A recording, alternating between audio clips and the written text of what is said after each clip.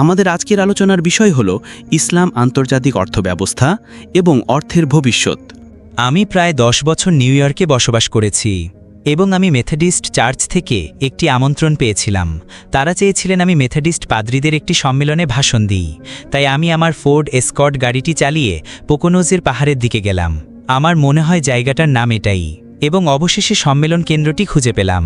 সেখানে 200 জনেরও বেশি পাদ্রী উপস্থিত ছিলেন। আমি জানি সেখানে কিছু আরব ছিলেন, আফ্রিকা থেকেও কিছু থাকতে পারেন, তবে বেশিরভাগই ছিলেন ইউরোপীয় পাদ্রী। এবং আমি আমার ভাষণ দিলাম, তাদের কাছে ইসলামের পরিচয় তুলে ধরলাম। যখন প্রশ্নোত্তর পর্ব শুরু হলো, একজন বয়স্ক পাদ্রী তার হাতে কোরআন নিয়ে উঠে দাঁড়ালেন। আমি মনে মনে বললাম, হায় আল্লাহ, এটা তো বিপদ। তিনি আমাকে বললেন, শেখ, আপনি খুব সুন্দর একটি ভাষণ দিয়েছেন এবং আমাদের প্রতি খুব বন্ধুত্বপূর্ণ আচরণ করেছেন, আমরা এর প্রশংসা করি, কিন্তু আপনার বইয়ে বলা হয়েছে খ্রিস্টানদের বন্ধু হিসেবে গ্রহণ করো না। আপনি কি এটা ব্যাখ্যা করতে পারেন? তিনি কোরআনের সূরা আল মাইদাহ এর কথা বলছিলেন। আমি আজকের বক্তৃতাটি এভাবেই শুরু করতে চেয়েছি, কারণ কোরআনের এই আয়াতটি অর্থব্যবস্থার সাথে সম্পর্কিত। কোরআনের আয়াতে বলা হয়েছে এটি 5 নম্বর সূরা এবং আয়াতটি সম্ভবত 51 নম্বর। তোমরা যারা এক আল্লাহর উপর বিশ্বাস স্থাপন করেছ, তোমরা ইহুদিদের এবং খ্রিস্টানদের বন্ধু ও মিত্র হিসেবে গ্রহণ করো না। এবং যেহেতু আমরা ভুল পদ্ধতি ব্যবহার করি, ভুল পদ্ধতির কারণে আপনি প্রায় প্রতিটি কোরআনের কপি খুললেই দেখবেন আয়াতের ব্যাখ্যায় ধরে নেওয়া হয়েছে যে এই আয়াতে সমস্ত খ্রিস্টান এবং সমস্ত ইহুদিদের কথা বলা হচ্ছে। কিন্তু যখন আমরা সঠিক পদ্ধতি ব্যবহার করে পুরো কোরআন দেখি, আমরা বুঝতে পারি এটা সম্ভব নয়, কারণ কোরআনের অন্য জায়গায় আল্লাহ খ্রিস্টানদের সম্পর্কে বলেছেন, আগামী দিনে তোমরা দেখবে যে তারাই ভালোবাসা ও স্নেহের দিক থেকে তোমাদের সবচেয়ে কাছের হবে। এটি 5 নম্বর সূরার প্রায় 82 নম্বর আয়াতের কাছাকাছি কোথাও থাকবে। সুতরাং এটি সমস্ত ইহুদি এবং সমস্ত খ্রিস্টানদের সম্পর্কে বলা হতে পারে না। তাই এখন সঠিক পদ্ধতি ব্যবহার করে আমরা প্রশ্ন করি, আচ্ছা, যদি আয়াতটি সমস্ত ইহুদি এবং খ্রিস্টানদের সম্পর্কে না বলে, তাহলে কোন ইহুদি এবং কোন খ্রিস্টানদের কথা বলা হচ্ছে? এবং উত্তরটি ঠিক তার পরের শব্দগুলোতেই রয়েছে, মনোযোগ দিয়ে শুনুন। এমন ইহুদি এবং এমন খ্রিস্টানদের বন্ধু ও মিত্র হিসেবে গ্রহণ করো না যারা নিজেরা একে অপরের বন্ধু ও মিত্র। কিন্তু খ্রিস্টান এবং ইহুদিরা তো কখনো বন্ধু ও মিত্র ছিল না। খ্রিস্টানরা ইহুদিদেরকে স্বয়ং যিশু হত্যা করার মতো চরম অপরাধে অভিযুক্ত করেছিল এবং তাদের মধ্যে এতটাই ঘৃণা ছিল। সুতরাং কোরআন এমন একটি সময়ের ভবিষ্যৎবাণী করছে যা আসতে চলেছে, যখন একটি রহস্যময় মীমাংসা ঘটবে এবং একটি ইহুদি খ্রিস্টান বন্ধুত্ব এবং ইহুদি খ্রিস্টান জোটের উদ্ভব হবে। এবং তারপর সেই ইহুদি খ্রিস্টান জোটের সাথে বন্ধুত্ব ও মিত্রতা করতে নিষেধ করার পর আয়াতটিতে বলা হয়েছে, তোমাদের মধ্যে যে কেউ তাদের দিকে বন্ধুত্ব ও মিত্রতার জন্য ঝুঁকবে। আমি আশা করি আজ আমাদের এখানে কোনো সৌদি নেই, তাই না? তোমাদের মধ্যে যে কেউ তাদের দিকে বন্ধুত্ব ও মিত্রতার জন্য ঝুঁকবে, তোমরা আর আমাদের অন্তর্ভুক্ত নও, তোমরা এখন তাদের অন্তর্ভুক্ত। এর মানে হলো, যখন তুমি মারা যাবে এবং কবরে যখন ফেরেশতা তোমাকে প্রশ্ন করতে আসবে, তুমি জানতে পারবে যে তোমাকে মুসলিম হিসেবে স্বীকৃতি দেওয়া হচ্ছে না, তোমাকে এখন ইহুদি খ্রিস্টান জোটের সদস্য হিসেবে স্বীকৃতি দেওয়া হচ্ছে। ইন্নাল্লাহা লা ইয়াহদিল কওমাজ জালিমিন। এবং তারপর আয়াতটি এই শব্দগুলো দিয়ে শেষ হয় যে নিশ্চয়ই আল্লাহ এমন এক জাতিকে পথ দেখান না যারা জালিম, যা ইঙ্গিত করে যে সেই ইহুদি খ্রিস্টান জোটের ট্রেডমার্ক হবে জুলুম এবং নিপীড়ন। এখন বিশ্বে আমাদের যে অর্থব্যবস্থা রয়েছে, এখন বিশ্বে আমাদের যে আন্তর্জাতিক অর্থব্যবস্থা রয়েছে, তা তৈরি করেছিল সেই ইহুদি খ্রিস্টান জোট, যা আজ জায়নবাদী ইহুদি খ্রিস্টান জোট হিসেবে পরিচিত। সমস্ত খ্রিস্টানরা সেই জোটের অন্তর্ভুক্ত নয় এবং সমস্ত ইহুদিরাও সেই জোটের অন্তর্ভুক্ত নয়। সুতরাং যে ইহুদি সেই জোটের অন্তর্ভুক্ত নয়, যে খ্রিস্টান সেই জোটের অন্তর্ভুক্ত নয় এবং আমাদের দিকে বন্ধুত্ব ও সম্মানের সাথে আসে, আমাদের অধিকার আছে ইহুদি, খ্রিস্টান, হিন্দু, বৌদ্ধ এবং বিশ্বের বাকি যে কেউ সম্মান দেখায় এবং বন্ধু হতে চায়, তাদের প্রতি বন্ধুত্ব ও মিত্রতার সাথে সাড়া দেওয়ার, কিন্তু সেই ইহুদি খ্রিস্টান জোটের প্রতি নয় যারা জায়নবাদী। এই ইহুদি খ্রিস্টান জোটই আধুনিক পশ্চিমা সভ্যতাকে শক্তিশালী করেছিল, যা তখন সেই রহস্যময় শক্তি ব্যবহার করে বাকি ইউরোপীয় বিশ্বকে উপনিবেশ বানিয়েছিল। এবং যখন তারা উপনিবেশ স্থাপন করেছিল, সাবধানে লক্ষ্য করুন যে তারা কিছু নির্দিষ্ট প্রতিষ্ঠান স্থাপন না করে কখনোই উপনিবেশের অবসান ঘটায়নি। ইতিহাস জুড়ে সমস্ত মানবজাতি সোনা এবং রূপাকে টাকা হিসেবে ব্যবহার করত। হ্যাঁ, কিছু প্রতারক ছিল, সাধারণত সরকারগুলো, যারা সোনা এবং রূপার মধ্যে খাদ মেশানো শুরু করত যাতে তারা আরও বেশি টাকা তৈরি করতে পারে। তাই আপনি 100% বা 99% রূপা দিয়ে শুরু করেন এবং তারপর কোনো রাজা এসে তার টাকার পরিমাণ বাড়াতে চায়, তাই সে এটাকে 90% করে, তারপর 80% করে, যতক্ষণ না অবশেষে আপনি 0.2% রূপা এসে পৌঁছান এবং বাকি সবটাই নকল। সুতরাং হ্যাঁ, যখন আমাদের সোনা এবং রূপা টাকা হিসেবে ছিল, তখনও প্রতারক ছিল, কিন্তু এমন অনেকেও ছিলেন যারা টাকার বিশুদ্ধতা বজায় রেখেছিলেন। যেমন উদাহরণস্বরূপ উসমানীয় ইসলামী সাম্রাজ্য, যাদের বাজারে পুলিশ কর্মকর্তা ছিল, এবং বাজারের পুলিশ কর্মকর্তারা মুদ্রার ওজন এবং বিশুদ্ধতা নিশ্চিত করার জন্য সেখানে থাকত, এবং যদি আপনাকে বাজারে একটি নকল মুদ্রাসহ ধরা হতো, আপনার বিচার বাজারেই হতো, এবং দোষী সাব্যস্ত হলে আপনাকে সেখানেই বাজারেই শাস্তি দেয়া হতো। হয়তো এই কারণেই নিউ ইয়র্কের বিংহ্যামটনের স্টেট ইউনিভার্সিটির গবেষকরা, যারা বাজার নিয়ে গবেষণা করেছিলেন, এই সিদ্ধান্তে এসেছিলেন যে বিশ্বর শেষ যে মুক্ত ও ন্যায্য বাজারটিকে দেখেছিল তা ছিল উসমানীয় ইসলামী সাম্রাজ্যের বাজার। কিন্তু যখন ইউরোপ উপনিবেশ স্থাপন করল, তারা যা করেছিল তা হলো বাজার থেকে সোনা ও রূপার মুদ্রা সরিয়ে ফেলা, যা হাজার হাজার বছর ধরে ব্যবহৃত হয়ে আসছিল, এবং তারা এর পরিবর্তে তাদের তৈরি করা নতুন টাকা চালু করল। এবং আজকের বক্তৃতাটি আপনাদেরকে সেই নতুন ইউরোপীয় টাকা সম্পর্কে বর্ণনা করার জন্য। দ্বিতীয় বিশ্বযুদ্ধের শেষে বিজয়ীরা, যুদ্ধের জয়ীরা বাকি বিশ্বকে তাদের সাথে নিউ ইয়র্কের ব্রেটন উডসে একটি সম্মেলনে যোগদান দেওয়ার জন্য আমন্ত্রণ জানায়, একটি নতুন আন্তর্জাতিক অর্থব্যবস্থা তৈরি করার জন্য। এবং যারা এই বিষয়টি নিয়ে আরও গবেষণা করতে চান, তাদের জন্য এটি আকর্ষণীয় হবে সেই সম্মেলনের নথিগুলো খুঁজে বের করে সেগুলো পড়া। ব্রিটেন এবং মার্কিন যুক্তরাষ্ট্র সম্মেলনটিতে আধিপত্য বিস্তার করেছিল। ফ্রান্স সেখানে ছিল এবং ফ্রান্সের চিন্তাভাবনা ভালো ছিল। হ্যাঁ, ফ্রান্সকে ভালো চিন্তার জন্য কৃতিত্ব দিতে হবে, কিন্তু সেই সম্মেলনে ফ্রান্সকে দাবিয়ে রাখা হয়েছিল, এবং তাই এটি সত্যিই একটি অ্যাংলো আমেরিকান সম্মেলন হয়ে উঠেছিল। আমেরিকানদের নেতৃত্ব দিয়েছিলেন মিস্টার হোয়াইট নামের একজন ব্যক্তি, এবং অবশ্যই ব্রিটিশদের নেতৃত্ব দিয়েছিলেন জন মেনার্ড কেইন্স। এবং তারা সিদ্ধান্ত নিয়েছিল যে নতুন অর্থব্যবস্থা ইউরোপীয় কাগজের টাকা বা কাগজের মুদ্রার ওপর ভিত্তি করে হবে, যাকে কখনো কখনো ফিয়াট মানি বলা হয়। তার সাথে সোনার কিছু সংযোগ থাকতে হবে, এবং ফলস্বরূপ সততার সাথে সংযোগ থাকতে হবে। যখন সোনার সাথে একটি সংযোগ থাকে, তখন কিছুটা সততা থাকে।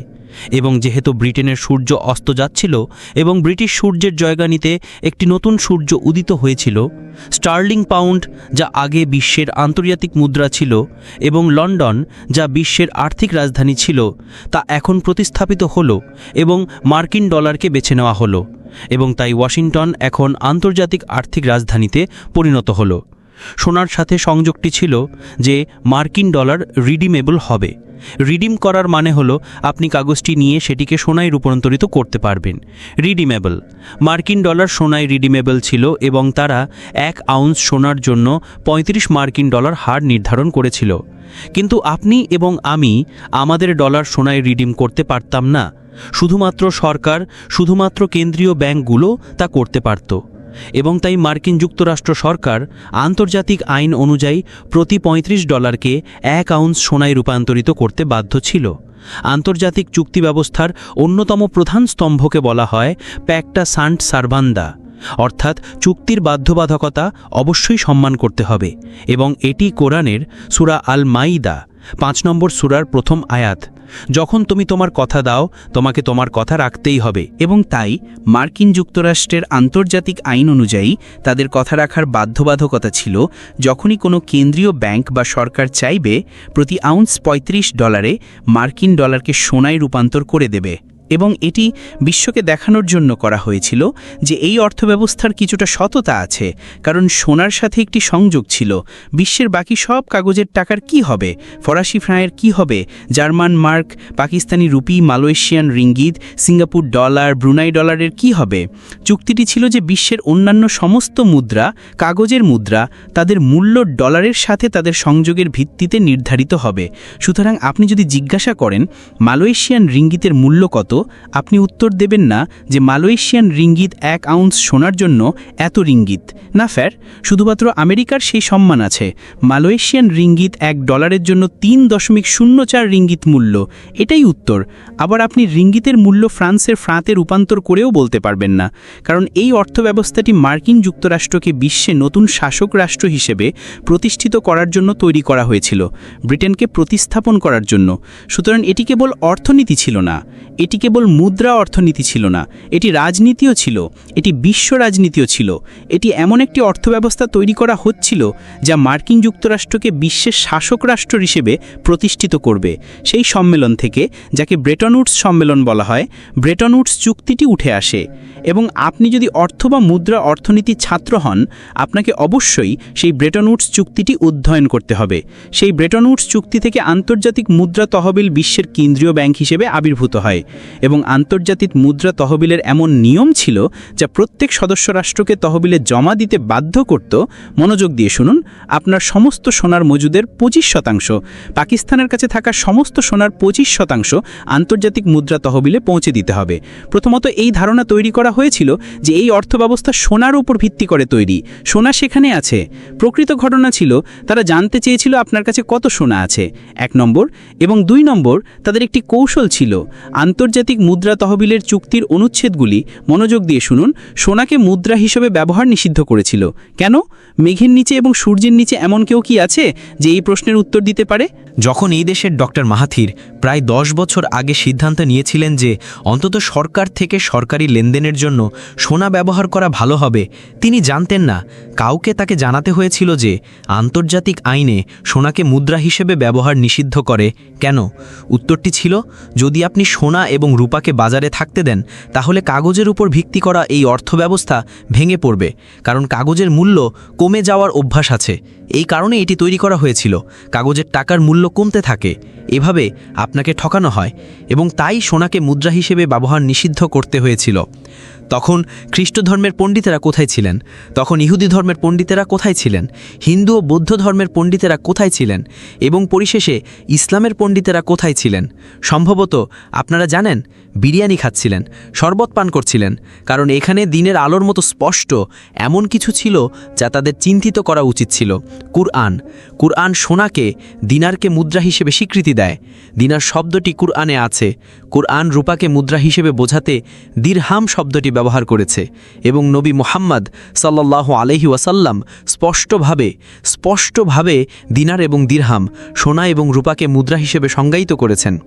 যদি আল্লাহ কিছু হালাল করে থাকেন এবং আপনি সেটাকে হারাম বা নিষিদ্ধ করেন, তাহলে সেটা শুধু একটি সাধারণ পাপ নয়। না, একটি পাপ আছে, শুধুমাত্র একটি পাপ যা আল্লাহ কখনো ক্ষমা করবেন না, আর তা হলো শিরক। আরবি শব্দটি হলো শিরক, এবং কুরআনের সূরা আত-তাওবায় স্পষ্টভাবে উল্লেখ করা হয়েছে যে এটা শিরক, আল্লাহ যা হালাল করেছেন তা হারাম করা, অথবা আল্লাহ যা হারাম করেছেন তা হালাল করা। এবং তাই সোনাকে মুদ্রা হিসাবে ব্যবহার নিষিদ্ধ করার প্রক্রিয়ায় আন্তর্জাতিক অর্থব্যবস্থা শিরকের উপর ভিত্তি করে প্রতিষ্ঠিত হয়েছিল। কিন্তু ইসলামের পণ্ডিতেরা 1944 সালে এটি লক্ষ্য করেননি, কারণ আপনারা জানেন, বিরিয়ানি। আরও আশ্চর্যের বিষয় হলো যে 1944-45 সালে আন্তর্জাতিক মুদ্রা তহবিল প্রতিষ্ঠিত হওয়ার পর থেকে প্রায় 70 বছর কেটে গেছে এবং ইসলামী জ্ঞানজগৎ ব্যর্থ হয়েছে, এবং শোচনীয়ভাবে ব্যর্থ হয়েছে। এটা স্বীকার করা লজ্জাজনক যে এটি শিরক। শুধু এটি শিরকই নয়, বরং এই নতুন টাকা কে তৈরি করেছে? এই নতুন টাকা তৈরির কারিগর কারা, যারা মার্কিন যুক্তরাষ্ট্রকে বিশ্বে একটি সুবিধাজনক অবস্থান দেওয়ার জন্য এটি তৈরি করেছে? উত্তর, ইহুদি খ্রিস্টান জায়নবাদী জোট। জায়নবাদী আন্দোলন 1897-98 সালে তৈরি হয়েছিল, এবং কুরআন আপনাকে তাদের সাথে বন্ধুত্ব ও মিত্রতা করতে নিষেধ করেছে। এবং তবুও আজ সমগ্র ইসলামী বিশ্ব, সমগ্র খ্রিস্টান বিশ্ব, সমগ্র ইহুদি বিশ্ব, প্রকৃতপক্ষে সমগ্র বিশ্ব এই নতুন অর্থব্যবস্থায় শোষিত হয়েছে। খুব খুব খুব কম লোকই সচেতন যে এটি কেবল নিষিদ্ধ, এটি হারামই নয়, এটি শিরকও বটে, বরং এটি আপনাকে ঠকানোর জন্য তৈরি করা হয়েছে। আপনারা অনুগ্রহ করে আমাকে আরও একবার কোরআনের কাছে ফিরে যাওয়ার জন্য ক্ষমা করবেন। আপনাদেরকে এখন জ্ঞানের একটি শাখার সাথে পরিচয় করিয়ে দেওয়ার জন্য, যাকে বলা হয় এসক্যাটোলজি। এসক্যাটোলজি হলো শেষ সময়ের অধ্যয়ন, এবং এটি জ্ঞানের এমন একটি শাখা যা আধুনিক যুগ পর্যন্ত আয়ত্ত করা সম্ভব ছিল না। তাই আমাদের কাছে ইসলামী এসক্যাটোলজির কোনো বই নেই, কোনো ক্লাস নেই। না, এই যুগ পর্যন্ত এটি অধ্যয়ন করা সম্ভব ছিল না, এবং এটি সেই যুগ যখন ঘটনাগুলো ঘটছে, যখন ফেরাউন, আপনারা মিশরের ফেরাউনকে চেনেন, ডুবে যাচ্ছিল। কোরআন আমাদের বলে যে জলের নিচে কি ঘটেছিল, যে সে ইসরায়েলি জনগণের এক আল্লাহর উপর তার বিশ্বাস ঘোষণা করেছিল, কিন্তু এর আগে সে ঘোষণা করছিল আমি সর্বোচ্চ প্রভু। কিন্তু যখন সে মারা যাচ্ছিল, সে বুঝতে পারল সে ঈশ্বর নয়, তাই সে বনি ইসরায়েলি জনগণের ঈশ্বরের উপর তার বিশ্বাস ঘোষণা করেছিল। কোরআন এখন 10 নম্বর সূরা সূরা ইউনুসে এর জবাব দিয়েছে এবং এটি সূরার শেষের দিকে থাকবে, যেখানে আল্লাহ বলেন, এখন ফেরাউন, এখন তুমি তোমার বিশ্বাস ঘোষণা করতে যাচ্ছ এবং এর আগে তুমি একগুঁয়েভাবে প্রত্যাখ্যান ও বিদ্রোহের অবস্থায় ছিলে এবং তুমি ফাসাদ করছিলে, অর্থাৎ মানুষের উপর অত্যাচার করছিলে। আজ আমরা সিদ্ধান্ত নিয়েছি, আল্লাহ বলেন, আজ আমরা সিদ্ধান্ত নিয়েছি তোমার শারীরিক দেহ সংরক্ষণ করার, যাতে তোমার শারীরিক দেহ যখন এটি আবিষ্কৃত হবে, যখন এটি ঐতিহাসিক প্রক্রিয়ায় আবার আবির্ভূত হবে, তখন এটি একটি নিদর্শন হবে এমন এক জাতির জন্য যারা তোমার পরে আসবে। কিন্তু বেশিরভাগ মানুষ আমাদের নিদর্শন সম্পর্কে উদাসীন। এটিই সেই আয়াত। ফেরাউনের দেহ 1897 থেকে 1898 সালের মধ্যে ভিক্টর লোরেট দ্বারা আবিষ্কৃত হয়েছিল এবং জায়নবাদী আন্দোলন একই বছরে তৈরি হয়েছিল। এবং তাই যখন কুরআন বলে যে যখন ফেরাউনের দেহ আবিষ্কৃত হবে এটি তোমার পরে আসা একটি জাতির জন্য একটি নিদর্শন, উত্তরটি হলো কুরআন ইহুদি খ্রিস্টান জায়নবাদী জোটের কথা বলছে। সেই নিদর্শনটি কি? নিদর্শনটি হল যে সত্য ও মিথ্যার মধ্যে, অহংকারী শক্তি এবং পবিত্র জগতের মধ্যে, ফেরাউন ও মুসার মধ্যে যে মহাকাব্যিক সংঘাতটি সেই সময় ঘটেছিল এবং যা ঐশ্বরিক হস্তক্ষেপের মাধ্যমে শেষ হয়েছিল, যখন আল্লাহ মুসা আলাইসাল্লামকে বলেছিলেন, তোমার লাঠিটি নাও এবং জলের উপর আঘাত করো, এবং জল বিভক্ত হয়ে গেল। ওয়াইজ ফারাকনা বিকুমুল বাহরা ফাআনজাইনাকুম, এবং আমরা জলকে বিভক্ত করলাম এবং তোমরা নিরাপদে পার হতে পারলে। ওয়া আগরাকনা আলা ফিরআউন, এবং যখন ফেরাউন এবং তার সেনাবাহিনী পার হওয়ার চেষ্টা করল, অনুমান করুন কি ঘটল। জল নেমে এলো এবং তারা ডুবে গেল, তারা মারা গেল। একটি স্ক্যাটোলজিক্যাল দৃষ্টিকোণ থেকে ইঙ্গিত করে যে ইতিহাস সত্য ও মিথ্যার মধ্যে সেই মহাকাব্যিক সংঘাতের পুনরাবৃত্তি দিয়ে শেষ হবে। যদি আমি একটি ভালো শব্দ খুঁজে পেতাম, ইতিহাস কিভাবে শেষ হবে? যখন তারা তাকে ক্রুশে চড়ালো এবং তারপর তারা গর্ব করে বলল, আমরা তাকে হত্যা করেছি, কারণ সে ক্রুশে আছে, সে মৃত। সে দাবি করেছিল যে সে মসিহ, এই মরিয়মের পুত্র, কিন্তু সে মৃত, তাই সে মসিহ হতে পারে না। কেন? মসিহকে জেরুজালেম থেকে বিশ্ব শাসন করতে হবে এবং সত্য ও ন্যায় বিচারকে সমস্ত প্রতিদ্বন্দ্বী এবং সমস্ত অন্যায় ও অত্যাচারের উপর বিজয়ী হতে হবে, এবং তাই তারা গর্ব করেছিল। তারা যা জানত না তা হলো, না, আল্লাহ কোরআনে বলেছেন তারা তাকে হত্যা করতে সফল হয়নি, তারা তাকে ক্রুশবিদ্ধ করতেও সফল হয়নি। আল্লাহ এটাকে সেরকম দেখিয়েছিলেন। আল্লাহ তার আত্মা নিয়েছিলেন। আমি এটি 3 বার পুনরাবৃত্তি করেছি। এবং যদি আল্লাহ তার আত্মা নিয়ে নেন কিন্তু সে নিহত হয়নি, সে ক্রুশবিদ্ধ হয়নি, এর অর্থ হলো গত রাতে আপনার সাথে যা ঘটেছিল। গত রাতে আল্লাহ আপনার আত্মা নিয়েছিলেন এবং তা ফিরিয়ে দিয়েছিলেন। কোরআন এই কথাই বলে। তাই আল্লাহ তার আত্মা নিয়েছিলেন যখন সে ক্রুশে ছিল, এবং তাই তারা ভেবেছিল সে মৃত, এবং আল্লাহ আত্মা ফিরিয়ে দিয়েছিলেন যখন সেখানে কেউ ছিল না, এবং তারপর তাকে উপরে তুলে নিয়ে গিয়েছিলেন। সুতরাং সে মারা যায়নি। কিন্তু আপনি এটি জানতে পারবেন না যদি না আপনি কোরআনের কাছে আসেন। কিন্তু গল্পের শেষ এখানেই নয়। সূরা আন-নিসার পরের আয়াতে বলা হয়েছে, ওয়া ইনমিন আহলিল কিতাব, তাদের মধ্যে কেউই রক্ষা পাবে না যারা প্রকৃত মসিহকে প্রত্যাখ্যান করেছে, বরং যখন তিনি ফিরে আসবেন তার মৃত্যুর আগে তাদের প্রত্যেককে তার উপর বিশ্বাস করতেই হবে, প্রত্যেককে। তাই আমি নিউ জার্সির একটি সিনাগগে ছিলাম এবং সমাবেশে কয়েকশো ইহুদি ছিল, এবং আমি তাদের সাথে কথা বলছিলাম। এবং যখন আমি এটি উল্লেখ করলাম যে যখন ঈসা ফিরে আসবেন, কারণ তিনি মারা যাননি, আপনাদের সকলকেই তাকে প্রকৃত মসিহ হিসেবে বিশ্বাস করতেই হবে। বক্তৃতা শেষ হওয়ার পর তারা সবাই আমাকে ঘিরে ধরল এবং আমি মাঝখানে, এবং তারা আমার কাছে দাবি করছিল, শত্রুতা করে নয়, বিনয়ের সাথে, কিন্তু আন্তরিকভাবে, কেন আমাদের এমন কিছুতে বিশ্বাস করতে হবে যা আমরা প্রত্যাখ্যান করেছি? কেন? আমাদের বলুন কেন? কল্পনা করুন, আমি কয়েকশো ইহুদি দ্বারা পরিবেষ্টিত এবং তারা একটি উত্তর দাবি করছে। উত্তরটি হল, সেই মুহূর্তে যখন ঐশ্বরিক হস্তক্ষেপ ঘটবে, পর্দাগুলো সরিয়ে দেওয়া হবে এবং আপনি সত্য দেখতে পারবেন। আর এভাবেই ইতিহাস শেষ হবে। জেরুজালেম থেকে বিশ্ব শাসনকারী কাউকে থাকতে হবে।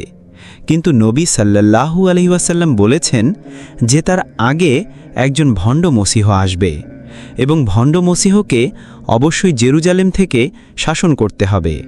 আর এই কারণেই তারা চেয়েছিল মার্কিন যুক্তরাষ্ট্র এই অর্থব্যবস্থার শাসক রাষ্ট্র হয়ে উঠুক। আমরা এখন এই অর্থব্যবস্থার সন্দেহজনক চরিত্র দেখতে পাচ্ছি, যা মার্কিন যুক্তরাষ্ট্রকে ক্ষমতা দেওয়ার উদ্দেশ্যে তৈরি এবং পরে যখন আমরা পেট্রোডলার সম্পর্কে কথা বলবো আপনি দেখতে পাবেন সিস্টেমটি কিভাবে কাজ করছে। আপনি এখন দেখতে পাচ্ছেন কিভাবে সিস্টেমটি এই অর্থব্যবস্থার মাধ্যমে মার্কিন যুক্তরাষ্ট্রকে বিশ্বের বাকি অংশের ওপর ক্ষমতা দেওয়ার জন্য তৈরি করা হয়েছে এবং তারপর সেই ক্ষমতা একটি তৃতীয় শাসক রাষ্ট্রের কাছে পৌঁছে দেওয়া হবে যা আবির্ভূত হতে চলেছে ইসরায়েল। সুতরাং যখন ইসরায়েল বিশ্ব শাসন করবে আপনার একটি নতুন অর্থব্যবস্থা থাকবে, কাগজ চলে যাবে, সব হবে ইলেকট্রনিক টাকা এবং তারপর ব্যাংকিং ব্যবস্থা সরকারগুলোর কাছ থেকে দায়িত্ব নেবে। কিন্তু আমরা এই অর্থব্যবস্থার সন্দেহজনক চরিত্র প্রমাণ দেখতে পাচ্ছি যখন 1933 সালে মার্কিন সরকার ফেডারেল রিজার্ভের নির্দেশে সোনাকে আইনসম্মত মুদ্রা হিসেবে ব্যবহার নিষিদ্ধ করার জন্য আইন প্রণয়ন করে। আপনি কেন এমন করবেন? কারণ সিস্টেমে কিছু ঘাপলা আছে। যদি সিস্টেমে ঘাপলা থাকে আপনাকে অবশ্যই সোনার দিকে ঝুঁকতে হবে, কারণ সোনায় স্থিতিশীলতা ফিরিয়ে আনবে। যে কোনো আর্জেন্টাইনকে জিজ্ঞেস করুন এবং সে আপনাকে তা বলে দেবে। মার্কিন সরকার সোনাকে আইনসম্মত মুদ্রা হিসেবে ব্যবহার নিষিদ্ধ করেছিল। 1 নম্বর 1933। 2 নম্বর, যদি একটি নির্দিষ্ট তারিখের পরে আপনার কাছে সোনা পাওয়া যেত আপনাকে $10,000 জরিমানা করা হতো অথবা আপনাকে 6 মাস জেলে কাটাতে হতো। কেন এই কঠোর ব্যবস্থা?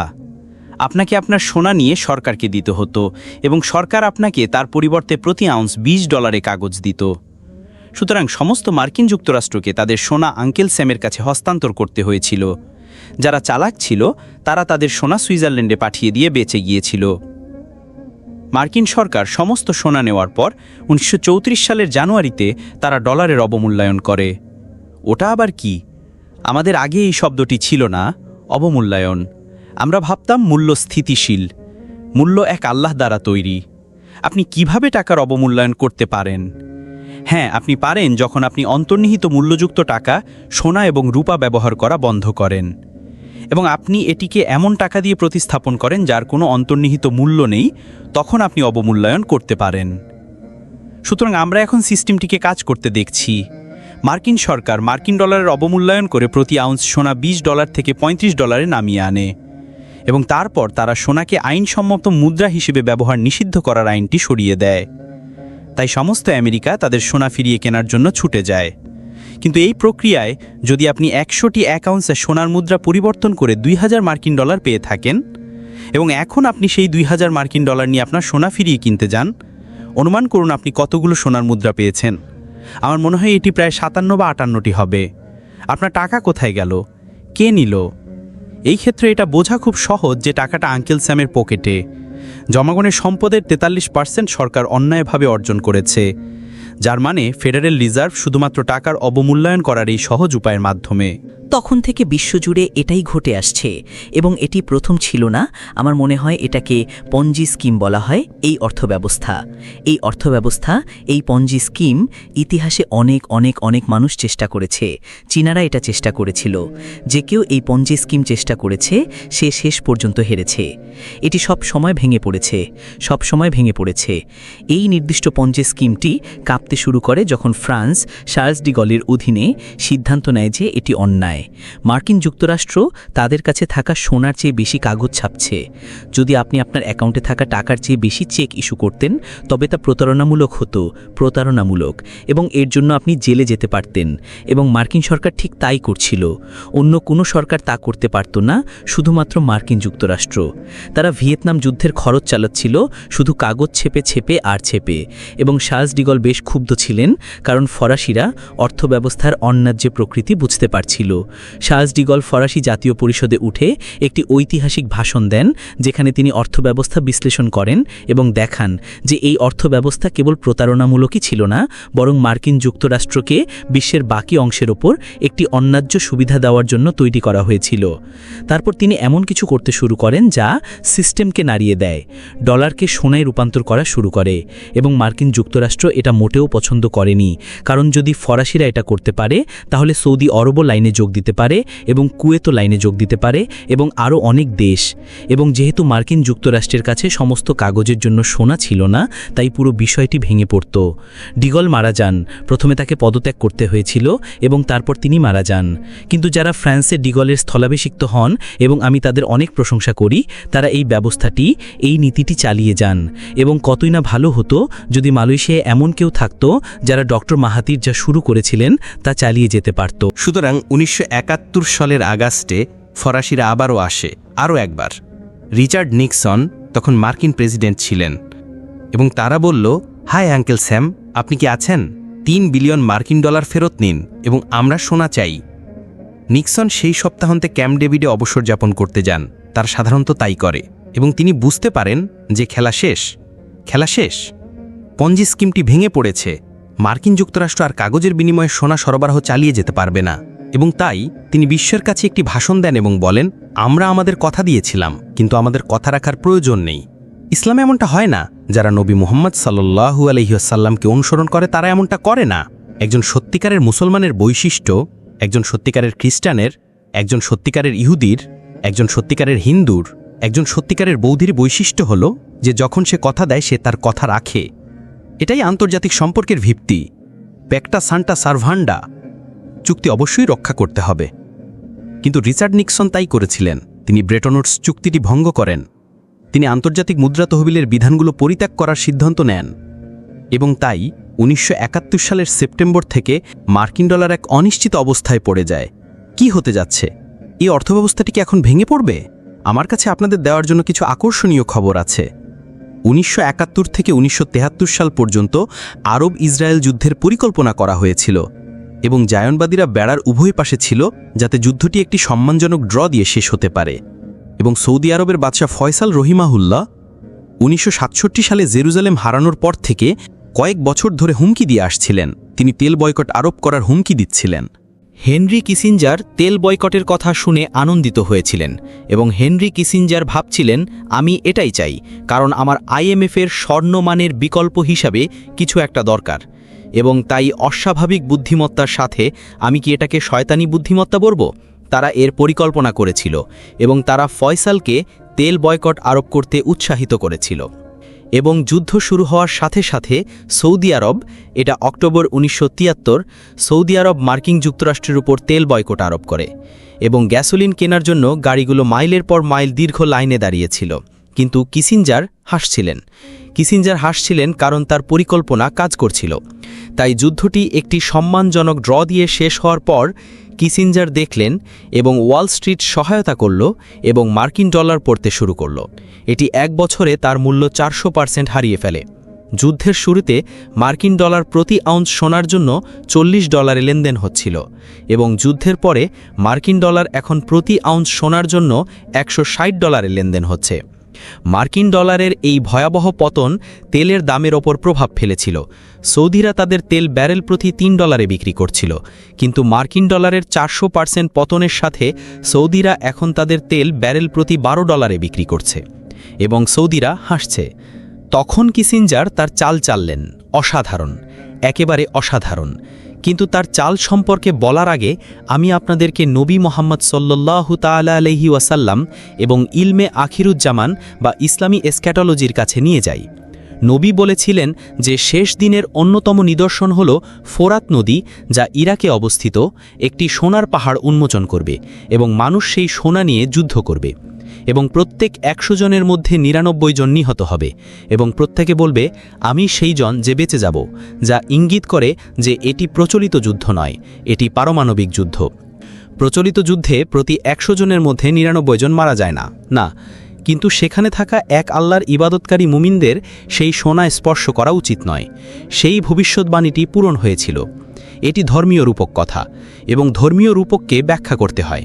যেমন নবী বলেছিলেন যে দাজ্জাল একটি গাধার উপর চড়ে ভ্রমণ করবে এবং গাধাটি মেঢের মতো দ্রুত ভ্রমণ করবে এবং গাধাটির কানগুলো প্রশস্তভাবে প্রসারিত থাকবে। আমাদের সালাফি ভাইয়েরা আছেন যারা লিবিয়া সরকারকে ক্ষমতাচ্যুত করতে ন্যাটোর সাথে যোগ দিয়েছিলেন এবং যারা এখন লিবিয়ায় মাছ ধরছেন এবং এখন লিবিয়া ও সিরিয়ায় তাদের শাস্তি পাচ্ছেন এবং তারা বলেন যে যেহেতু আল্লাহ এবং তার রাসূল ব্যাখ্যা করেননি তাই আমাদের উড়ন্ত গাধার জন্য অপেক্ষা করতে হবে। আমাদের পদ্ধতি ভিন্ন, আমরা এটিকে ধর্মীয় রূপক হিসেবে স্বীকৃতি দিই এবং আমরা বলি এটি হলো বিমান। উড়ন্ত গাধা হলো বিমান, যার অর্থ দাজ্জাল আকাশ নিয়ন্ত্রণ করবে।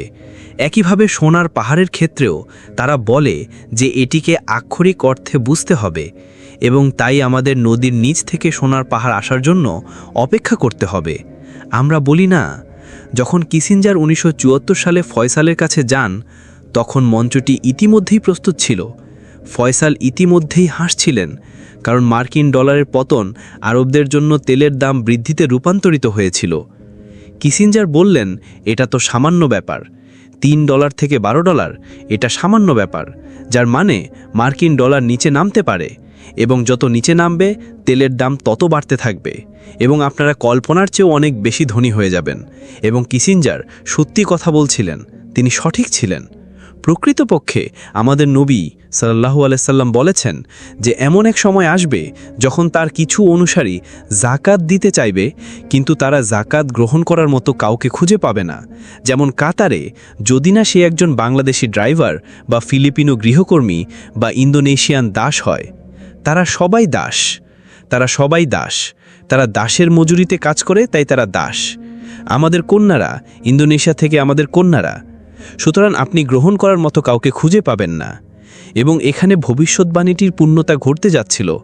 কিসিঞ্জার বললেন, আমি আপনার কাছে শুধু একটি জিনিস চাই, এটুকুই, এবং আপনি কল্পনাতীত ধনী হয়ে যাবেন। এবং তিনি সত্যিই বলেছিলেন, আপনাকে শুধু একটি ঘোষণা করতে হবে যে কেউ আপনার কাছ থেকে মার্কিন ডলার ছাড়া অন্য কিছু দিয়ে তেল কিনতে পারবে না। ফয়সাল বললেন, চুক্তি হয়ে গেল। এটি একটি হারাম চুক্তি ছিল। হারাম, কারণ নবী আমাদের একটি মুক্ত বাজার দিয়েছিলেন এবং মুক্ত বাজার মানে আপনি সীমাবদ্ধ হতে পারবেন না। হারাম, কারণ মার্কিন ডলারের তখন কোনো ভিত্তি ছিল না, এটি অনিশ্চিত অবস্থায় ছিল। কিন্তু ফয়সাল বললেন, চুক্তি হয়ে গেল। এবং যখন ফয়সাল চুক্তি করলেন তখন IMF-এর অর্থব্যবস্থা ইতিহাসে পরিণত হলো এবং একটি নতুন অর্থব্যবস্থা আবির্ভূত হলো যার নাম পেট্রো ডলার অর্থব্যবস্থা। এবং তাই তেলের একটি মহাসাগর সোনার পাহাড় হিসাবে কাজ করতে শুরু করলো। এটি আমার মতামত এবং আপনাদের প্রতি ন্যায্য থাকার জন্য যখন আমি একটি মতামত দিই, আপনাদের কখনোই তা গ্রহণ করা উচিত নয় যতক্ষণ না আপনারা নিশ্চিত হন যে এটি সঠিক। এভাবেই আমি আমার শ্রোতাদের বুদ্ধিমত্তার প্রতি সম্মান জানাই। বিষয়টি অধ্যয়ন করুন। এখানে নবী সাল্লাল্লাহু আলাইহি ওয়াসাল্লাম কি বলেছেন এবং এখানে আমার ব্যাখ্যা। এবং তাই এখন একটি নতুন অর্থব্যবস্থা আবির্ভূত হলো যার নাম পেট্রো ডলার অর্থব্যবস্থা এবং মার্কিন ডলার হলো সোনার পাহাড়। আগে তারা ভিয়েতনাম যুদ্ধের খরচ চালানোর জন্য কাগজ ছাপতে পারত, কিন্তু এখন কোনো সীমা নেই। আপনি যত খুশি কাগজ ছাপতে পারেন, কোনো সীমা নেই, আকাশী সীমা। এবং আমি এই বিষয়ের এই অংশটি বোঝার জন্য ডক্টর মাহাথিরের কাছে লিনি। তার আর কাগজ ছাপে না, এটা খুব কষ্টসাধ্য। আপনার অনেক কাগজ লাগবে, অনেক কালি লাগবে, নিরাপত্তা ভ্যান লাগবে, এক জায়গায় থেকে অন্য জায়গায় নিয়ে যাওয়ার জন্য লোকবল লাগবে ইত্যাদি, খুব কষ্টসাধ্য।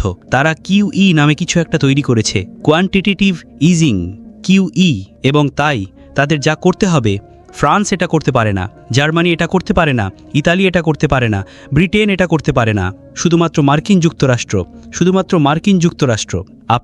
আপনি ফেডারেল রিজার্ভ ব্যাংকে নির্দেশ দেন, ওবামা ফেডারেল রিজার্ভ ব্যাংকে নির্দেশ দেন। আমি ভুল হতে পারি, কিন্তু আমি বিশ্বাস করি QE ওবামার সাথে শুরু হয়েছিল। আমি ভুল হতে পারি, আমি মনে করি না এটা জর্জ বুশের সাথে শুরু হয়েছিল। আমি ভুল হতে পারি। এবং ফেডারেল রিজার্ভ একটি চেক লিখবে, এটুকুই, $7 ট্রিলিয়ন। আমি ভেবেছিলাম 7 ট্রিলিয়ন হলো 7 মিলিয়ন বিলিয়ন। কেউ আমাকে একটি ইমেল পাঠিয়েছিল, শেখ আপনার গণিত ভুল, 7 ট্রিলিয়ন 7 মিলিয়ন বিলিয়ন নয়, এটি 7 বিলিয়ন বিলিয়ন। সে আমাকে তাই বলেছিল। এবং ফেডারেল রিজার্ভ সেই চেকটি লিখে তারপর ব্যাংকিং সিস্টেমে পাঠাবে এবং ব্যাংকিং ব্যবস্থা এখন কয়েকটি ব্যাংকের সাথে একত্রিত হচ্ছে এবং তারা বাকি সবাইকে নিয়ন্ত্রণ করে। যখন সেই চেকটি ব্যাংকিং সিস্টেমে পৌঁছায় তখন তা এখনও টাকা নয়, না, এটি কেবল একটি চেক। কিন্তু যখন মিশর এখন আইএমএফের সাথে $4 বিলিয়ন ঋণের জন্য একটি চুক্তি স্বাক্ষর করে, সেটা তো সামান্য ব্যাপার। যখন মিশর পরিশোধ করার জন্য আইনি নথিতে স্বাক্ষর করে, এখন এটি টাকা, তার আগে নয়। এবং তাই তারা কোয়ান্টিটিভ ইজিংয়ের মাধ্যমে দ্রুত এগিয়ে যাচ্ছে ব্যাংকিং ব্যবস্থাকে এমন এক আর্থিক ও মুদ্রাগত ক্ষমতা দেওয়ার জন্য যা ইতিহাসে নজিরবিহীন। এটি মার্কিন ডলারের পতনের প্রস্তুতি। কারণ আমি বলেছিলাম যে মসিতে জেরুজালেম থেকে শাসন করতে হবে, প্রথমে ভণ্ড মসিহকে। আমাদের এসকেটোলজি আমাদের নবীর সাল্লাল্লাহু আলাইহি সাল্লামের একটি হাদিসের মাধ্যমে জানায় যে মার্কিন যুক্তরাষ্ট্রকে প্রতিস্থাপন করার জন্য একটি শেষ শাসক রাষ্ট্র থাকতে হবে। আমি এই বইটি জেরুজালেম ইন দ্য কোরআন প্রায় 12 বছর আগে লিখেছিলাম, এখানে মালয়েশিয়ায় প্রকাশিত। এবং এই বইয়ে আমি বলেছিলাম যে মার্কিন ডলার ভেঙে পড়বে এবং মার্কিন যুক্তরাষ্ট্র আর বিশ্বের শাসক রাষ্ট্র থাকবে না, 12 বছর আগে। এবং ইসরায়েল বিশ্বের পরবর্তী শাসক রাষ্ট্র হিসেবে মার্কিন যুক্তরাষ্ট্রকে প্রতিস্থাপন করবে। এটি 12 বছর আগে লেখা হয়েছিল। এটি গত 12 বছর ধরে একটি বেস্ট সেলার হয়ে আছে। ইসরায়েলকে মার্কিন যুক্তরাষ্ট্রকে প্রতিস্থাপন করতে হবে। যখন ব্রিটেন শাসক রাষ্ট্র ছিল তখন একটি অর্থব্যবস্থা ছিল। যখন মার্কিন যুক্তরাষ্ট্র ব্রিটেনকে প্রতিস্থাপন করল তখন আরেকটি অর্থব্যবস্থা ছিল। এবং তাই যখন ইসরায়েল মার্কিন যুক্তরাষ্ট্রকে প্রতিস্থাপন করবে তখন একটি নতুন অর্থব্যবস্থা থাকতে হবে। আমি আপনাকে একটু আগেই ইঙ্গিত দিয়েছি, মার্কিন ডলার ভেঙে পড়তে চলেছে। এটি আসলে ইতিমধ্যেই ভেঙে পড়েছে। এখন 1 আউন্স সোনার জন্য প্রায় 1800 মার্কিন ডলার। হ্যাঁ, প্রায় 1800। যদি ইসরায়েল ইরানকে আক্রমণ করে তাহলে মার্কিন ডলারের জন্য সেটাই শেষ দিন। যখন মার্কিন ডলার ভেঙে পড়বে, আমি বিশ্বাস করি তারা যা করবে তা হলো এটিকে অচল করে দেবে, অর্থাৎ এটিকে আইনসম্মত মুদ্রা হিসেবে ব্যবহার করা যাবে না। তাই আপনাকে আপনার ডলার নিয়ে মার্কিন সরকার আপনাকে যে নতুন টাকা দেবে তার সাথে রিডিম করতে হবে। অতীতে অনেক দেশই তা করেছে। তবে যখন আপনি আপনার মার্কিন ডলার নতুন সেই মুদ্রায় রিডিম করবেন, আপনি মূল্যের একটি ভগ্নাংশ মাত্র পাবেন। কৃষ্ণাঙ্গ আমেরিকা অনেক টাকা হারাবে, কিন্তু শ্বেতাঙ্গ আমেরিকা যা হারাবে তার তুলনায় তা কিছুই নয়। এবং মার্কিন যুক্তরাষ্ট্রে বন্দুক আছে, জনগণকে বন্দুক কেনার অনুমতি দেওয়া হয়। তাই বিশ্ব আগামী বছরগুলোতে মার্কিন যুক্তরাষ্ট্রে আতশবাজির আশা করতে পারে। এটি আমার কোনো মৌলিক বিশ্লেষণ নয়, অনেক মানুষই সেই সিদ্ধান্তে পৌঁছেছেন। মার্কিন ডলার ভেঙে পড়তে চলেছে, তারা এটিকে অচল করে দেবে। এর পরিবর্তে কিছু নতুন টাকা আসবে এবং যখন মানুষের সম্পদ লুট করা হবে তখন মার্কিন যুক্তরাষ্ট্রে আতশবাজি হবে। মার্কিন ডলারের পতন বিশ্বজুড়ে অর্থব্যবস্থায় প্রতিধ্বনিত হবে এবং যারা দুর্বল মুদ্রা ধরে রেখেছে, যেমন পাকিস্তানি রুপি, বাংলাদেশি টাকা, ইন্দোনেশিয়ান রুপিয়া, মিশরীয় পাউন্ড ইত্যাদি, তারা মার্কিন ডলার ভেঙে পড়লে আতঙ্কের মধ্যে পড়বে এবং তারা তাদের কাগজের টাকা যত দ্রুত সম্ভব ফেলে দিতে চাইবে, কারণ লাগামহীন মুদ্রাস্ফীতি হবে।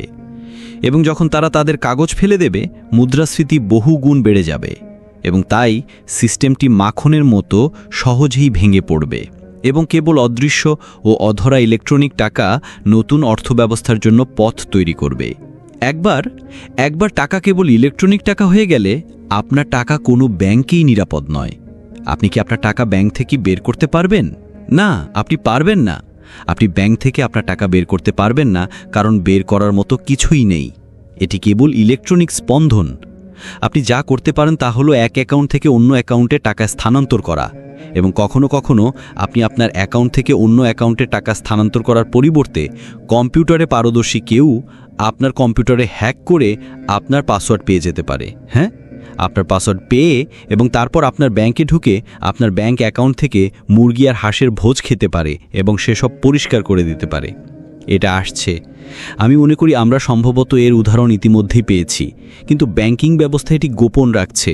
তারা চায় না এটি জানাজানি হোক। সুতরাং কেবল ইলেকট্রনিক টাকার নতুন অর্থব্যবস্থা খুবই ঝুঁকিপূর্ণ এবং চোরেরা আপনার অজান্তেই আপনার টাকা চুরি করতে পারে। এবং যখন আপনার টাকা চুরি হয়ে যাবে, কিছু সময় পর ব্যাংকগুলো বলবে, যথেষ্ট হয়েছে, আমরা আর এটি প্রতিস্থাপন করব না। আমি মনে করি না যদি আপনার অ্যাকাউন্টে কেবল 10,000 রিঙ্গিত থাকে তবে তারা আপনার পিছনে আসবে, কিন্তু আপনি যদি একজন বিশেষজ্ঞ ডাক্তার হন তবে আপনাকে সতর্ক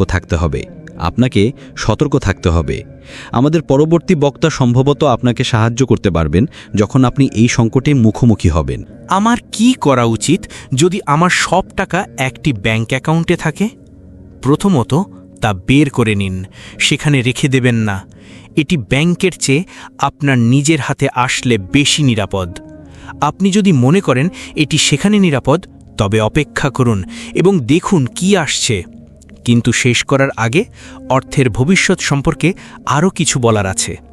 আমি মার্কিন যুক্তরাষ্ট্রের ড্রু ইউনিভার্সিটিতে ইহুদি, খ্রিস্টান এবং ইসলামের একটি আন্তধর্মীয় সংলাপে অংশ নিচ্ছিলাম। আমি ইসলামের জন্য একমাত্র বক্তা ছিলাম এবং আমি সংখ্যায় কম ছিলাম। সেখানে অনেক রাব্বি এবং অনেক খ্রিস্টান মিনিস্টার ছিলেন। ওয়াও! কিন্তু সেই সময়ে ইহুদি এবং খ্রিস্টানদের সাথে সংলাপ করা একটি খুব আকর্ষণীয় অভিজ্ঞতা ছিল। তাই এই সংলাপ চলাকালীন আমি বললাম যে যখন যিশু উপাসনালয়ে গিয়েছিলেন, গসপেল বলে যে তিনি মুদ্রা বিনিময়কারীদেরকে দেখেছিলেন জনগণকে ঠকাতে, এবং তিনি তাদের অভিশাপ দিয়েছিলেন, এবং তিনি তাদের টেবিল উল্টে দিয়েছিলেন এবং তাদের উপাসনালয় থেকে তা তাড়িয়ে দিয়েছিলেন। কিন্তু ক্রিসমাসের সময় তারা যিশুর এই গল্প বলে না, যখন তারা কেবল মেষশাবকের কথা বলে। তাই আমি বললাম, আমার মনে হয় না তারা মুদ্রা বিনিময়কারী ছিল, আমার মনে হয় তারা সুদে টাকা ধার দিত। ওহ আমার ঈশ্বর! যখন আমি এটা বললাম, রাব্বিরা হাসছিলেন, মিনিস্টাররা হাসছিলেন, আমরা তাকে এখন পেয়েছি। তাই একজন প্রধান রাব্বি হাসতে হাসতে উঠে দাঁড়ালেন এবং খুব নম্রভাবে আমাকে বললেন, না ইমরান, তুমি ভুল করছো, আমি তোমাকে বলছি সঠিকটা কি। এবং তারপর তিনি আমাকে ব্যাখ্যা করলেন, খুব সুন্দরভাবে তিনি কাজটি করেছিলেন। তিনি বললেন, দেখো ইমরান, উপাসনালয় তার নিজস্ব মুদ্রা তৈরি করত, কারণ রোমান সরকার যখন তারা তাদের মুদ্রা তৈরি করত, সম্রাটের মাথা মুদ্রার উপর আঁকত, এবং এটি হারাম ছিল, কারণ খোদাই করা মূর্তি আইন দ্বারা নিষিদ্ধ। কিন্তু জনগণকে উপাসনালয়ে আসতে হতো। উদাহরণস্বরূপ, তুমি একটি ছাগল কোরবানি করতে চাও, তোমার নিজে কোরবানি করার অনুমতি নেই। উপাসনালয়ে কাউকে এটি কোরবানি করতে হবে যাতে এটি হালাল হয়, এবং তারপর তোমাকে উপাসনালয়কে অর্থ প্রদান করতে হবে, এবং আরও অনেক কিছু আছে যাতে তোমাকে উপাসনালয়কে অর্থ প্রদান করতে হবে। কিন্তু তুমি রোমান টাকা দিয়ে উপাসনালয়কে অর্থ প্রদান করতে পারতে না, কারণ সেই টাকা হারাম ছিল খোদাই করা মূর্তির কারণে। তাই মন্দির তার নিজস্ব মুদ্রা তৈরি করত, এবং যখন লোকেরা মন্দিরে আসত, তাদের মুদ্রা বিনিময়কারীদের কাছে যেতে হতো, এবং মুদ্রা বিনিময়কারীরা রোমান টাকার বিনিময়ে মন্দিরের টাকা দিত, এবং সেই বিনিময়ের প্রক্রিয়ায় তারা তাদের ঠকাচ্ছিল। এটাই সঠিক উত্তর ইমরান। তাই আমি নম্রভাবে মাথা নত করে বললাম, আমাকে সংশোধন করার জন্য ধন্যবাদ। না জেনে যে 20 বছর পরে তারা আমাকে যে সংশোধন করে দিয়েছিল তা আমার ইসলামী স্ক্যাটোলজিতে আমাকে সাহায্য করতে আসবে। ভণ্ড মসিহ দাজ্জাল জেরুজালেম থেকে বিশ্ব শাসন করতে পারে না, এবং ইহুদিদের তাকে প্রকৃত মসিহ হিসেবে গ্রহণ করাতে পারে না যদি ইসরায়েল নকল টাকা ব্যবহার করে। না, ইসরায়েলকে সোনা ও রূপার মুদ্রা তৈরি করতে হবে, এবং এই সোনা ও রূপার মুদ্রায় কোনো খোদাই করা মূর্তি থাকবে না। এবং তাই এখন আমি বুঝতে পারছি যে ইতিহাস সোনা ও রূপার মুদ্রাকে টাকা হিসেবে ফিরিয়ে আনার মাধ্যমে শেষ হবে, কারণ ইসরায়েল মার্কিন যুক্তরাষ্ট্রকে প্রতিস্থাপন করবে এবং বিশ্বের বাকি অংশ ইসরায়েলকে অনুসরণ করে সোনা ও রূপার মুদ্রাকে টাকা হিসেবে ফিরিয়ে আনতে বাধ্য হবে। এটা আসছে, আমি জানি না কত তাড়াতাড়ি, হয়তো 20 বছর বা তার বেশি, কিন্তু এটা আসছে। এবং আমি যখন কথা বলছি, এটা আশ্চর্যজনক যে মার্কিন যুক্তরাষ্ট্রের অনেক রাজ্য আছে যারা এখন হয় আইন প্রণয়ন করছে বা সোনা ও রূপাকে আইনসম্মত মুদ্রা করার জন্য তা করতে চলেছে। আমাদের পরবর্তী বক্তার সম্ভবত এই বিষয়ে আমার চেয়ে বেশি জ্ঞান আছে, এবং তাই এখন আমরা ইসলাম, আন্তর্জাতিক অর্থব্যবস্থা এবং অর্থের ভবিষ্যৎ নিয়ে আমাদের আলোচনা শেষ করছি, যে এখন থেকে আমরা কাগজের টাকার পতন এবং ইলেকট্রনিক টাকার উত্থান আশা করতে পারি, সমস্ত বিপদ সহ। তারা কেবল আপনার কম্পিউটারে একটি ইমেল খুঁজে পাওয়ার কারণে আপনার অ্যাকাউন্ট ফ্রিজ করে দিতে পারে। সন্ত্রাসী, এটুকুই। এবং তারা আপনার অ্যাকাউন্ট ফ্রিজ করে দেয়। আপনি এ নিয়ে কিছুই করতে পারবেন না। আপনি আপনার অ্যাকাউন্ট থেকে টাকা আগে থেকে বেরও করতে পারবেন না। না, বের করার মতো কিছুই নেই। তাহলে কি করণীয়? আমরা জানি যে সোনা ও রূপা আসছে, কিন্তু ইসলামে আমরা বলি যে সোনা ও রূপা হলো টাকা, এটি শূন্য টাকা। এবং তাই আমরা এখন যা করি তা হলো আমাদের নকল ও প্রতারণামূলক এবং সম্পূর্ণ হারাম কাগজের টাকা পরিবর্তন করে তার পরিবর্তে সোনা ও রূপা পাওয়ার চেষ্টা করা, এবং তারপর যতবার সম্ভব সোনা ও রূপা ব্যবহার করে কেনাবেচা করার চেষ্টা করা। আমি 2 সপ্তাহ আগে জুমার দিনে দে পালমা হোটেলে যে ভাষণ দিয়েছিলাম তা দিয়ে শেষ করি। আমি আমপাং পয়েন্টের দে পালমা হোটেল কর্তৃপক্ষকে বলেছিলাম, যারা গর্ব করে যে এটি মালয়েশিয়ার একমাত্র শরিয়াসম্মত হোটেল, আমি বললাম, শুনুন দে পালমা, যদি কেউ আপনার হোটেলে থাকতে আসে এবং দিরহামে বিল পরিশোধ করার প্রস্তাব দেয় এবং আপনি বলেন যে আপনি এটি গ্রহণ করছেন না, 1 নম্বর আপনি একটি পাপ করছেন, এবং 2 নম্বর আপনি আর শরিয়াসম্মত নন। আমাদের পরিকল্পনা হলো শহর থেকে বেরিয়ে যাওয়া, গ্রাম তৈরি করা এবং আমাদের গ্রামগুলোতে আমাদের ছোট ছোট বাজার থাকবে এবং আমাদের বাজারে আমরা নকল টাকা ব্যবহার করার অনুমতি দেব না। না, আমরা দিনার এবং দিরহাম ব্যবহার করব এবং নবী মোহাম্মদ সাল্লাল্লাহু আলাইহি সাল্লামের শিক্ষার উপর ভিত্তি করে যদি মদিনায় দিনার ও দিরহামের অভাব থাকত, তারা টাকা হিসেবে কি ব্যবহার করত? বলুন, আমাকে বলুন। খেজুর। মাশাল্লাহ, আপনি উত্তর জানেন। খুরমা। মদিনায় যদি দিনার ও দিরহামের অভাব থাকত, তারা খেজুরকে টাকা হিসেবে ব্যবহার করত, তারা গমকে টাকা হিসেবে ব্যবহার করত, তারা জবকে টাকা হিসেবে ব্যবহার করত, তারা লবণকে টাকা হিসেবে